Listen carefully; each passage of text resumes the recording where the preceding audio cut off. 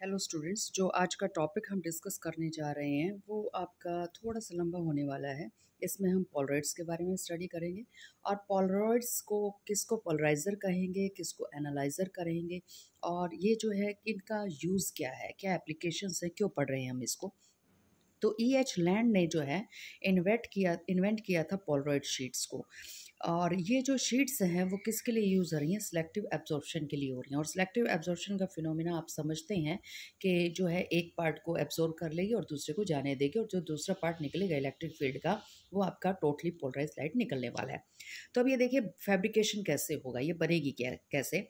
आप PVA लीजिएगा, polyvinyl alcohol लीजिएगा, प्लास्टिक की शीट है, इसको गर्म कीजिए और गर्म करके इसको एक डायरेक्शन के अंदर खींच दीजिए, यानी कि एक तार की तरह लंबा सा खींच दीजिए। तो आपने इसको एक लॉन्ग लेंथ दे दी है और एक डायरेक्शन में खींच दिया है। तो लेट अस कंसीडर कि ये जो नीचे वाला मैं बेस दिखा रही हूँ, ये जो मैंने लाइन दिखाई है ये आपका PVC है। तो PVC को आपने एक लाइन के अंदर खींच दिया। PVC के पॉलीविनाइल के जो मोलिक्यूल बड़े बड़े होते हैं तो इसलिए हमने थोड़ा सा बड़ा बड़ा मोलिक्यूल दिखाया है। ये तो हो गया आपका फर्स्ट स्टेप। सेकंड स्टेप में क्या कीजिएगा, आयोडीन लीजिएगा और आयोडीन को लीजिएगा वेपर फॉर्म के अंदर और आयोडीन के आगे रख दीजिएगा अपनी इस PVC शीट को। ये जो आपने एक जो है लॉन्ग रोड टाइप या लाइन टाइप आपने इसको स्ट्रेच करके बना लिया था, और आयोडीन को सेटल डाउन होने दीजिएगा इस स्ट्रॉन्ग लॉन्ग PVA मॉलिक्यूल के ऊपर। मॉलिक्यूल की ये जो चेन है इसके ऊपर पैरेलल जो है इसको अलाइन होने दीजिएगा। तो बड़ा आसान सा काम है। आपने जो है PVA को आपने जो है बेस दे दिया है, ये आपका वेफर बन गया है और इसके ऊपर आपने आयोडीन एटम्स की लेयर बना दी है। हमने आयोडीन को वेपर फॉर्म में इसलिए लिया है कि एक पतली सी लेयर आपकी आयोडीन की यहाँ पर बन जाए। तो अब ये देखिए वर्किंग कैसे होगी। जैसे ही इसके ऊपर आप लाइट डालेंगे, क्योंकि ये बन गई है आपके पोलराइड्स, ये अब आपकी शीट बन गई है एक तरह से। तो जैसे ही आप इसके ऊपर डालेंगे लाइट, तो ऊपर लाइट गिरेगी आयोडीन के ऊपर। तो जो इलेक्ट्रॉन्स हैं वो करना स्टार्ट कर देंगे मूव। और इलेक्ट्रॉन्स जो है मूव किसी भी डायरेक्शन में कर सकते हैं, लेकिन लाइट इस तरह से डाली है हमने कि जो आपके पास लाइट गिरी है वो इस तरह से वाइब्रेट करवा रही है कि पैरेलल अलाइनमेंट हो रही है, पैरेलल वाइब्रेशंस हो रही हैं आपके इलेक्ट्रॉन्स की। यानी कि अगर एटम इस तरह से है तो इलेक्ट्रॉन आपका इस तरह से मूव कर रहा है। तो ये पैरेलल अलाइनमेंट है आयोडीन एटम्स की। तो स्ट्रांगली एब्जॉर्ब कर लिया जाएगा ये। तो समझिएगा इसका मीनिंग क्या है। आपने जो है इसके ऊपर डाल दी है लाइट, तो ये आपने लाइट डाल दी है। तो आपने ये तो ध्यान नहीं दिया ना कि भाई कैसे तो आयोडीन एटम चचे हुए थे और कैसे जो है अपने लाइट को यहाँ पे इंसिडेंट करवाया। तो हमने क्या किया, हमने इस लाइट को डिवाइड कर लिया है दो पार्ट्स में। तो दो पार्ट्स कंपोनेंट में डिवाइड कर लिया। एक तो हमने मान लिया इसका हॉरिजॉन्टल कंपोनेंट और एक हमने कंसिडर कर लिया इसका वर्टिकल कंपोनेंट। ये पूरी लाइट को हमने दो पार्ट्स में डिवाइड कर लिया है। तो एक जो पार्ट होगा वो तो होगा इन एटम्स की अलाइनमेंट के परपेंडिकुलर, और एक जो पार्ट होगा वो होगा इनके पैरेलल। तो लेट अस कंसीडर के जो EX वाला पार्ट है वो तो आयोडीन के अलाइनमेंट के सेम डायरेक्शन में आ गया, और जो E वाला पार्ट है आपका कंपोनेंट है इलेक्ट्रिक फील्ड का वो चला गया आपका परपेंडिकुलर टू दिस अलाइनमेंट। तो जो आपका पैरेलल टू द अलाइनमेंट है वो पार्ट आपका स्ट्रांगली एब्जॉर्ब कर लिया जाएगा, ठीक है। तो और जो ओनली वाइब्रेशंस आपके बचने वाले हैं वो बचेंगे आपके परपेंडिकुलर वाले। तो परपेंडिकुलर वाले जो वाइब्रेशंस हैं वो आपके ट्रांसमिट हो जाएंगे बाहर पोलराइड में से पास होने के बाद, और आपको मिल जाएगी पोलराइज लाइट। तो इसलिए ये जो आपकी शीट है इसको पोलराइड कहा जाता है, क्योंकि पोलराइड जो है क्या करती है, अनपोलराइज लाइट को पोलराइज लाइट के अंदर चेंज कर देती है। तो ये कहाँ कहाँ यूज़ होती है, जो सन ग्लासेस या सन शेड्स आप डालते हैं वहाँ पे भी यूज़ होती है, और कैमरा फिल्टर्स में भी यूज़ होती है। तो ये आपके हो गए पोलराइड्स। अब इन पोलराइड्स को अलग अलग जगह पे जब आप यूज़ करते हैं तो इनको आप अलग अलग नाम देते हैं। तो पहले हमने पोलराइड को यूज़ किया है एज अ पोलराइज़र। पोलराइज़र में आप क्या करेंगे, अनपोलराइज्ड लाइट को पोलराइज्ड में चेंज कर देंगे।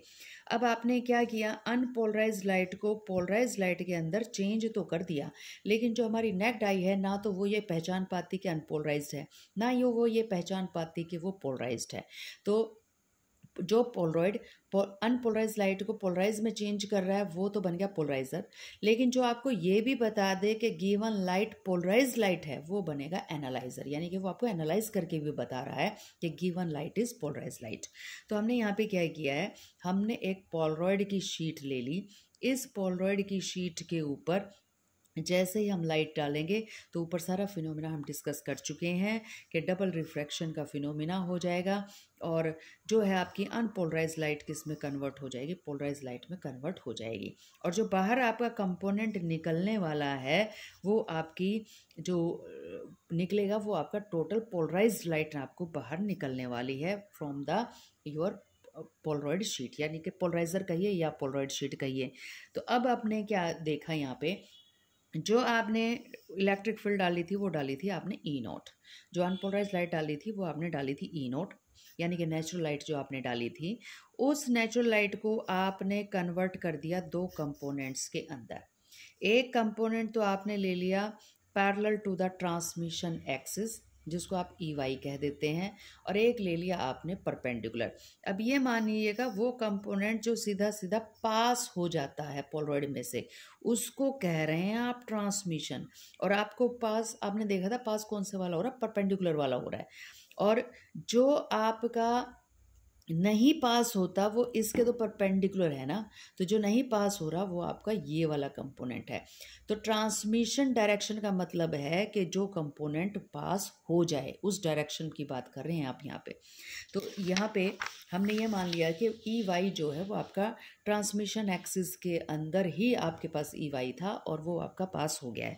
तो टोटल लाइट ये सोचिएगा आपने ई नोट डाली थी, ई नोट को आपने दो कंपोनेंट्स में डिवाइड कर दिया, एक हो गया आपका ई जेड और एक हो गया आपका ई वाई। ई वाई वाला वो पार्ट है जो पोलरॉइड पास कर रहा है, तो इसका मतलब पास तो सिर्फ यही वाला हुआ है पार्ट। तो अगर हम ये माने कि total electric field E note थी और एंगल बन रहा है आपका यहाँ पे थीटा का, तो सिर्फ ई नोट का कौन सा पार्ट ही पास हुआ है, ई नोट कॉस थीटा ही पास हुआ है। और जो एम्पलीट्यूड है उस एम्पलीट्यूड के स्क्वायर के ऊपर इंटेंसिटी या कहीं ब्राइटनेस डिपेंड करती है, तो आप जैसे इसका स्क्वायर करेंगे तो E naught square cos square theta आपका आ जाएगा। अब ये देखिएगा जो हमने ई नोट डाली थी ना वो ई नोट इस डायरेक्शन में नहीं थी, ये ई नोट तो आपकी सारी डायरेक्शंस के अंदर ओरिएंटेड है कि ज़ीरो से स्टार्ट करोगे तो 2 पाई तक आपका बन रहा है ओरिएंटेशन इलेक्ट्रिक फील्ड का, वाइब्रेशन का। तो हमें कॉस स्क्वायर थीटा जो है एक पर्टिकुलर स्पेसिफिक एंगल नहीं है यहाँ पे अनपोलराइज लाइट के लिए, ये आपको यहाँ से 0 से लेकर 2 पाई तक कॉस स्क्वायर थीटा की एवरेज वैल्यू निकालनी पड़ेगी। और यहाँ पे हम इसको एवरेज वैल्यू निकालने के लिए इसको क्या कर रहे हैं, इंटीग्रेट कर रहे हैं। तो एवरेज में आप 0 से लेकर 2 पाई तक जो है इसकी अपर और लोअर लिमिट पुट कर देंगे और डिवाइडेड बाय टोटल वैल्यू कर देंगे। 0 से लेकर 2 पाई टोटल वैल्यू आपके एंगल की कितनी बन गई, 2 पाई रेडियंस हो गई आपकी। तो ये हो गया आपका आई नॉट कॉस स्क्वायर थीटा, और इधर आपने आई नॉट को निकाल लिया बाहर, ये कांस्टेंट वैल्यू है, इंसिडेंट रेडिएशन जो आपने डाले हैं। नीचे आपका 2 पाई जो है वो आ गया है टोटल एंगल जिसके विद रिस्पेक्ट टू आप एवरेज निकाल रहे हैं, कॉस स्क्वायर थीटा का आप निकाल रहे हैं। तो रिजल्ट जो आपको मिलने वाला है वो मिलने वाला है हाफ ऑफ आई नॉट। तो ये सोचिएगा कि आपने अनपोलराइज लाइट डाली, आपने एक पोलरॉइड में से इसको पास कर दिया, और इस जो ये जो आपने अनपोलराइज लाइट डाली थी ना इसकी जो इंटेंसिटी थी वो थी आई नॉट। आई नॉट में से बाहर जो आपको मिल रही है सिर्फ मिल रही है आई नॉट बाई 2, आधी लाइट ब्राइटनेस कम हो जाती है जैसे पोलराइड में से पास होती है।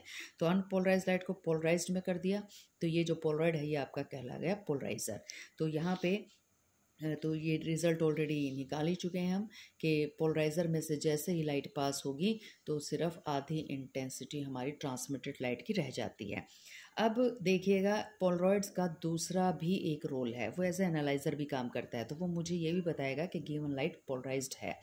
तो हमने क्या किया, आपकी इस पोलराइज लाइट को यहाँ तक तो हम ले आए हैं चीज़ को, तो यहाँ पे हमने जो है पहला अनपोलराइज्ड लाइट ली, पोलराइज़र हमने लगा दिया और ये हमने मान ली वो ट्रांसमिशन, यानी कि ये हैं वो एटम जो जचे पड़े हैं आपके, और यहाँ पे ये आपकी लाइट निकल गई है। तो यहाँ से ये सोचिएगा ये आपकी आई नॉट थी और यहाँ तक आते आते आपकी आई नॉट बाई 2 हो गई है। अब आपने पोलराइज़र की ट्रांसमिशन एक्सिस और एनालाइज़र हैं दोनों ही पोलरॉइड, तो दोनों पोलराइड शीट मान के चलिएगा। आपकी इस डायरेक्शन वाले पास हुए हैं, तो अब ये देखिएगा जो दूसरा पोलरॉइड है, अगर ये ट्रांसमिशन एक्सिस है इसकी, तो यही वाले तो पास होने देगा ना वाइब्रेशन, तो पास हो गए हैं इसके। मुझे अब भी नहीं पता चलेगा कि ये एनालाइज़र कर क्या रहा है। मुझे तो यहाँ जैसी लाइट यहाँ नज़र आ रही थी मुझे वैसी यहाँ नज़र आ रही है। लेकिन अब देखिए, अब आपने इसको घुमा दिया, जो आपकी ये थी ट्रांसमिशन एक्सिस। अब आप इसको आपने ट्रांसमिशन एक्सिस आप यूँ ले आए हैं, यानी कि 90 डिग्री से आपने ट्रांसमिशन एक्सिस को रोटेशन दे दी। आपके पोलरॉइड की जो इलेक्ट्रिक फील्ड के वाइब्रेशंस थे वो ये थे। अब ये ट्रांसमिशन एक्सिस है, ट्रांसमिशन एक्सिस तो ये वाले वाइब्रेशन पास होने देगी, परपेंडिकुलर वाले तो होने ही नहीं देगी। तो आउटपुट में आपको जो नज़र आना है वो डार्कनेस नज़र आएगी। तो आप जैसे जैसे एनालाइज़र को घुमाते जाएंगे, यहाँ पे जो इंटेंसिटी आप देख रहे हैं और यहाँ पे ऑब्जर्वर को लगातार इंटेंसिटी में वेरिएशंस नज़र आ जाएंगे और ऑब्जर्वर पहचान जाएगा कि पीछे से आपकी पोलराइज लाइट आ रही थी। तो एनालाइज़र क्या कर रहा है, एनालाइज करवा रहा है whether the given light is polarised और नॉट। तो एनालाइज़र को घुमाते जाइएगा, डिफरेंट इंटेंसिटी यहाँ पर आप ऑब्टेन करते चले जाएंगे, क्योंकि ट्रांसमिशन एक्सिस आप जैसे इस पोलरॉइड को घुमाएंगे ट्रांसमिशन एक्सिस घूम जाएगी, और ट्रांसमिशन एक्सिस ये अलाउ करती है कि कौन सा वाइब्रेशन जो है पोलरॉइड में से पास हो पाएगा। तो आप इसको देखिए कुछ इस तरह से भी रिप्रेजेंट कर सकते हैं कि कोई डिफरेंस नहीं है, पोलराइज़र और एनालाइज़र जो है दोनों ही पोलरॉइड हैं, बस काम क्या कर रहे हैं कि आपके जो इनके रोल्स हैं वो डिफरेंट हैं। पोलराइज़र पोलराइज कर रहा है और एनालाइज़र आपको बता रहा है, एनालाइज करके दे रहा है। तो 0 से लेकर 90 डिग्री तक आप जैसे ही घुमाते हैं अपने एनालाइज़र को, तो जो ट्रांसमिटेड लाइट की इंटेंसिटी है वो लगातार क्या करती जाएगी, डिक्रीज़ करती जाएगी। अब ये डिक्रीज़ क्यों कर रही है, क्या फिनोमेना इसके पीछे है, ये हम पढ़ेंगे with the help of Malus law. तो इसके साथ साथ देखिएगा मेलस लॉ भी हम यहाँ पे कंप्लीट करवा देते हैं। मेलस लॉ मुझे ये बताता है कि अगर आपने बाय चांस ये ले ली पोलरॉइड की जो आपके पोलराइज़र है उसकी transmission axis, and it is consider ये ले ली आपने एनालाइज़र की। तो अब ये देखिएगा पोलराइज़र की और एनालाइज़र की ट्रांसमिशन एक्सिस के अंदर थीटा का एंगल आ गया है। ये जो थीटा का एंगल आया है in between the transmission axis of polariser and analyser, ये किस तरह से आउटपुट में इंटेंसिटी के ऊपर इफ़ेक्ट डालता है, वही चीज़ हमें यहाँ पे मेलस लॉ बता रहा है। वो ये कह रहा है जो अमाउंट है ट्रांसमिटेड लाइट का पोलराइज़र से और जो एनालाइज़र से निकल के आ रहा है, तो वो अमाउंट ही हमें मेलस लॉ से पता चलता है। तो अनपोलराइज लाइट डालिए, किसके ऊपर डालिएगा, पोलराइज़र के ऊपर, और अनपोलराइज लाइट किस में चेंज हो जाएगी, पोलराइज्ड के अंदर। और हमें पता है आउटपुट में जो इंटेंसिटी मिलने वाली है वो आधी मिलती है। तो पोलराइज़र पे जैसे आई नॉट डालेंगे तो पोलराइज़र से बाहर आपको मिलने वाली है आई नॉट बाई 2।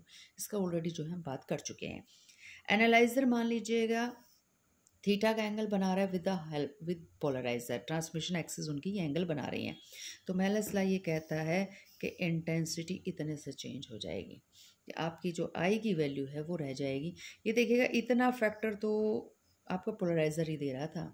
आपने जो अनपोलराइज लाइट डाली थी वो आई नॉट डाली थी, और जब पोलराइज़र में से पास हुई तो वो आई नॉट बाई 2 ही रह गई थी। अब आप एनालाइज़र में से भी पास करवा रहे हैं तो कितनी रह गई है, कोस स्क्वायर थीटा ही रह गई है। तो यहाँ पर अगर मैं इस डायग्राम की हेल्प से दिखाना चाहूँ कि इंटेंसिटी कैसे वेरी कर रही है, तो यहाँ पे तो इंटेंसिटी थी हमारी आई नॉट, यहाँ पे रहते रहते इंटेंसिटी हो गई आई नॉट बाई 2, और जैसे ही एनालाइज़र में से पास हुई तो हमारी इंटेंसिटी रह गई आई नॉट बाई 2 और कॉस स्क्वायर थीटा। सिर्फ थीटा की वैल्यू पुट कीजिए और हमें इंटेंसिटी पता चलती चली जाएगी। तो केसेस देखिएगा, डिफरेंट केसेस अब आपके पास यहाँ पे कौन से आने वाले हैं।